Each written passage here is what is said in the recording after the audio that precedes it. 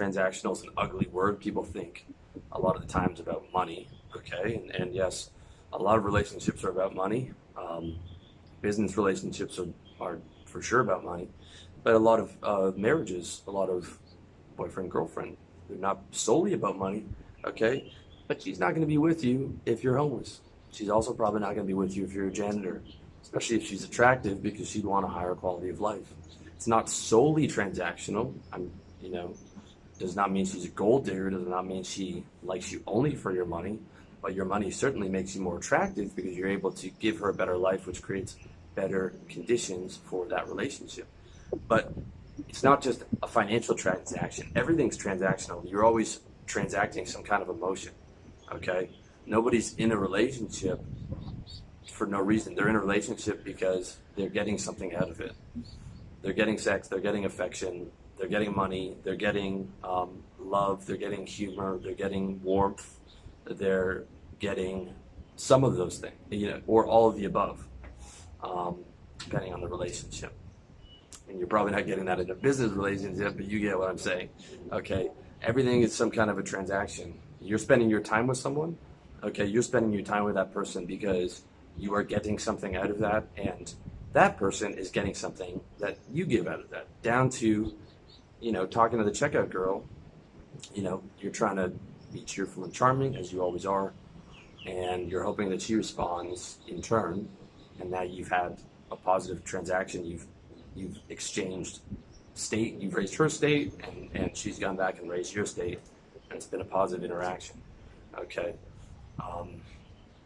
And so that's the sense that I mean transactional, and it's not just purely in a financial sense. It's a sense of like every moment of every relationship, you are going back and forth with someone, communicating, transacting something back and forth, and if that continues to be positive, in general, that's going to continue to be a positive relationship, but like it's constantly in flux, okay? And if people at some point aren't getting what they want out of it, they're going to leave, unless the guilt and shame is overwhelming. Like there's a lot of these toxic families that still meet up with each other, but those are being held together by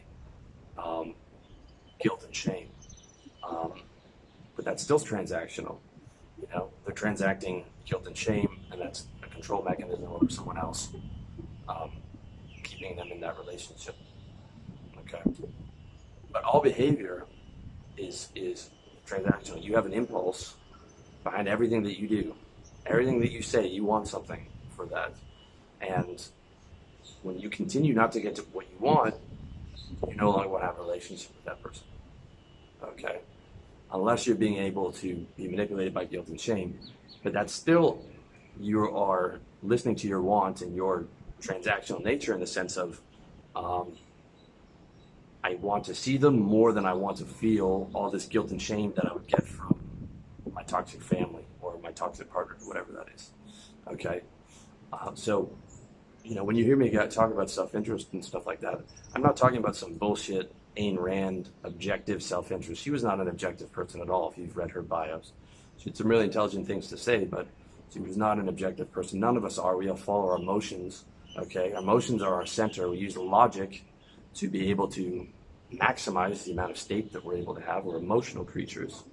We are not logical. Logic is a tool for us to feel good. Every single moment of the day, we're trying to move towards pleasure and away from pain. So what I'm saying is it's like not become rational self-interest. I'm saying people act in their self-interest at all times, regardless of what they say. Regardless. You're always acting in your self-interest. And so not to be surprised in relationships if you're not fulfilling someone else's self-interest if they want to end that relationship. Or if, they've done all the business with you and it's no longer useful to them.